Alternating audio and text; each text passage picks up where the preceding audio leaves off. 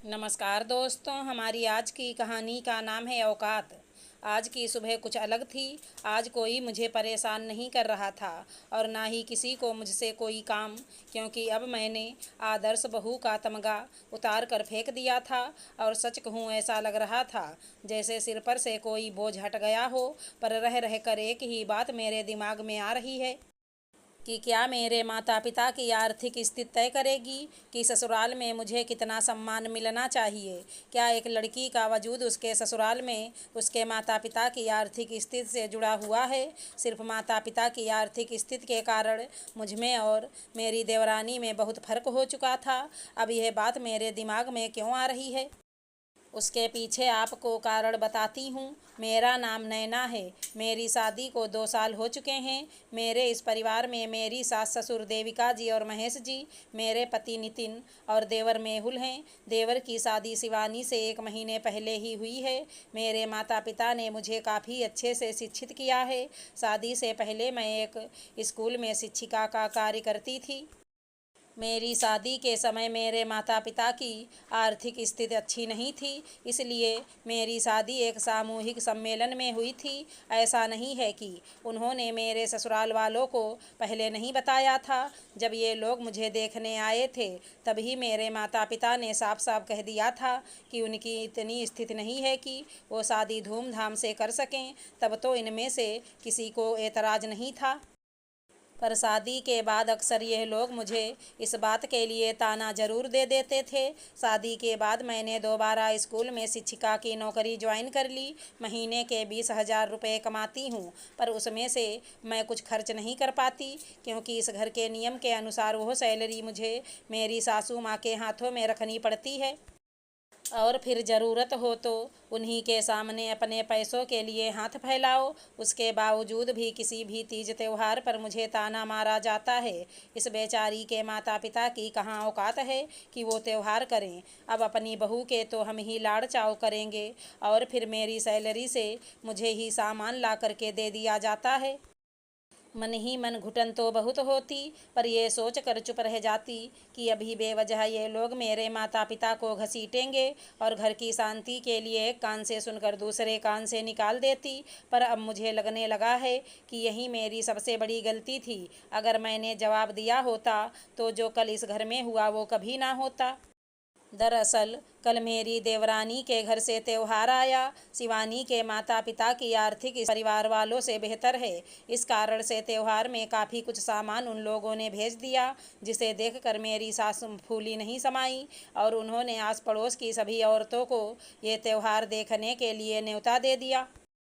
जब आस पड़ोस की औरतें घर आईं तो मम्मी जी ने शिवानी को तो अपने पास बिठा लिया और मुझे लगा दिया काम पर, सबकी सेवा चाकरी करने के लिए। पर मुझे उससे कोई परेशानी नहीं थी, सो मैं सबको चाय नाश्ता सर्व करने में लग गई, क्योंकि मुझे लगा कि शिवानी की तो अभी नई नई शादी हुई है, इस कारण मम्मी जी उसका लाड़ चाव कर रही हैं।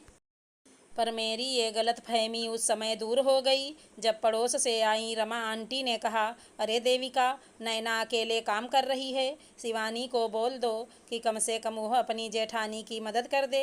ये क्यों काम करेगी, करने दो उसे अकेले ही। उसने कौन सा अपने मायके में आराम देखा है जो यहाँ आराम करेगी। उसके पिता तो फकीर हैं, वहाँ पर भी काम करने की आदत थी उसकी। तो ये सुनकर तो एक पल के लिए मुझे भी यकीन नहीं हो रहा था कि उन्होंने मेरे लिए ये शब्द बोले हैं। उन्हें शायद ये भी ध्यान नहीं था कि मैं उस समय कमरे में आ चुकी थी। जैसे ही उनकी नज़र मेरी नज़र से टकराई तो उन्होंने सक पकाकर अपनी नज़र दूसरी तरफ कर दी।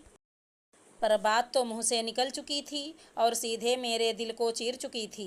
उन्होंने बात पलटने की कोशिश भी की। अरे नहीं नहीं, मेरा मतलब वो नहीं था। अभी तो शिवानी की नई नई शादी हुई है ना, इसलिए थोड़ा आराम करने दो। बाद में तो इन दोनों को मिलकर ही करना है। पर अब कुछ नहीं हो सकता था। वो मेरे लिए क्या सोचती थी, वो मुझ तक पहुँच चुका था। मुझे बुरा तो बहुत लगा, पर उससे भी ज़्यादा बुरा यह लगा कि मेरे पति और देवर पास वाले कमरे में ही बैठे सब कुछ सुन रहे थे। पर दोनों में से मजाल है किसी एक ने भी अपनी माँ से कुछ कहा हो। आखिरकार मैंने ही हिम्मत करके कहा, माफ़ करना मम्मी जी, पर जब आप मुझे देखने आए थे तब आपको मेरे घर की स्थिति अच्छे से पता थी। हमने कोई बात छुपाई नहीं थी आपसे, फिर भी आपने अपने बेटे की शादी के लिए हाँ कर दी। हमने कोई ज़बरदस्ती आपके हाथ पैर तो पड़े नहीं थे। अब यहाँ आप इन सब के बीच बैठकर मेरे पिता की औकात बखान कर रही हैं। नैना, तुम बहुत ज़्यादा बोल रही हो। अब की बार मेरे पतिदेव ने कहा। अच्छा, मैं कौन सा बदतमीजी से बात कर रही हूँ? क्या एक लड़की का ससुराल में सम्मान उसके माता पिता की आर्थिक स्थिति से होता है? हाँ, बिल्कुल सही कहा तुमने। ससुराल में एक लड़की का सम्मान उसके माता पिता की आर्थिक स्थिति तय करती है। सारे त्योहार तो हमने किए हैं, तेरे बाप की तो औकात भी नहीं थी। सासू माँ ने तुनकते हुए कहा। आखिर हार तो वे मानने वाली थी नहीं।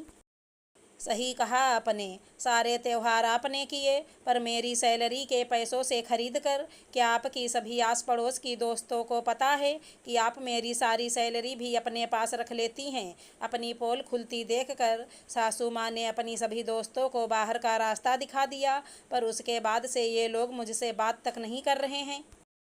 यहाँ तक कि मेरे पति भी। पर अब मुझे कुछ खास फर्क नहीं पड़ रहा।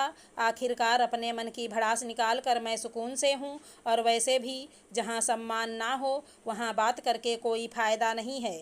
और अब मैं डिसाइड कर चुकी हूँ, अब मैं अपनी सैलरी का एक पैसा भी उनके हाथ में नहीं दूँगी। क्या हुआ? अगर मेरे माता पिता ने दहेज नहीं दिया तो? मैं भी तो इतने दिन अपनी कमाई इनके हाथ में रख चुकी हूँ। क्या वो दहेज नहीं था? अगर हमारी कहानी पसंद आई हो तो चैनल को लाइक शेयर सब्सक्राइब करें। राधे राधे दोस्तों।